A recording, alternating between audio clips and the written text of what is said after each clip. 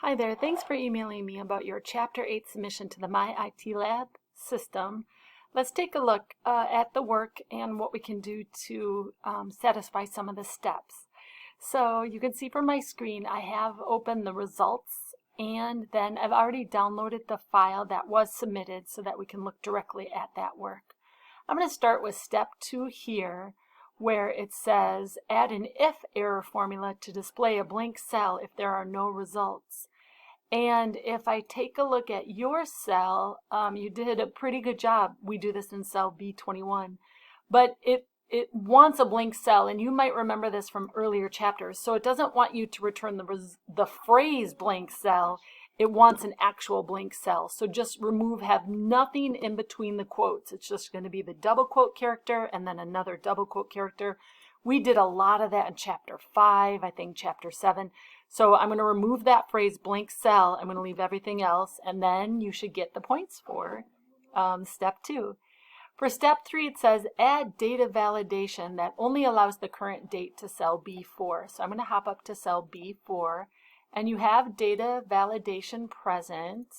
Let's take a look at it. The only trouble is that you say less than or equal to, and it should just say equal to. That's all they want. Add a data validation that allows only the current date. So equal to, and then I believe you should get all the points for that. Everything else looked okay. Let's scroll down to step 6. Add a formula to B7 that creates the invoice number. So I'm going to click on B7. You don't have anything at all. So go ahead and give that one a crack. We did this in the prepare case. So it's within the chapter where you're going to use a formula that concatenates the different inputs from the other cells. So take a look at the prepare case. We did the same thing. You created an invoice number.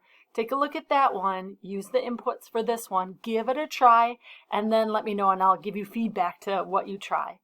Okay, and plus they give you a gigantic hint right there. Step 7, add data validation to B18. So when I look at B18 and B19, I don't see any data validation at all. So let's walk through B18, and then you can do B19 on your own.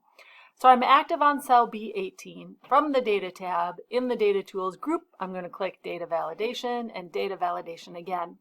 So step 7 says only allow a whole number between 1 and 25. So I'm going to say whole number between 1 and 25. Okay, what else do we do? Omit the title and enter the input message. So input message here, then you're going to type all this stuff, enter a number, blah, blah, blah. You're going to do that whole thing like you did with the other one. All right, so you go ahead and do that, and then don't forget to, don't enter an error message in cell B18, type 4. So I'm going to type 4 there. Okay, so I did B18, you can add that one, and then you can also do step 8, which is B19. That one isn't present at all. It says insert a hyperlink in A17. So I'm going to go all the way to, there it is, A17. And I'm going to insert a hyperlink that links to ticket data. Let me bring this up a little bit so we can see that. Will it let me? Okay, so we're going to insert a link that links to cell A8 of the ticket data worksheet. So I'm on A17. I'm going to say insert links, hyperlink, go to a place in this document, ticket data, yep, and then I want to go to cell A8. While I'm here, it says add a screen tip that says go to ticket data. You're going to have to spell it right. I get to cheat because I'm not really submitting it. You're going to have to make sure it's absolutely perfect, and then click OK and OK again. There is that link. You have to add the other one. So once that link works, then you have to add the other one to go back to get all the points there. Okay, from there, so that's step 9. From there, it looks like, even though there were a little bit of points awarded, I could not find where any of this work was done. So do these fixes and then continue on with step 9, 10, and so on and so forth, and get that work done. Give it submit it, see how it goes, and then if you have any questions on the work that's been completed, then email me back and I'm happy to help you fix it. Okay, good luck.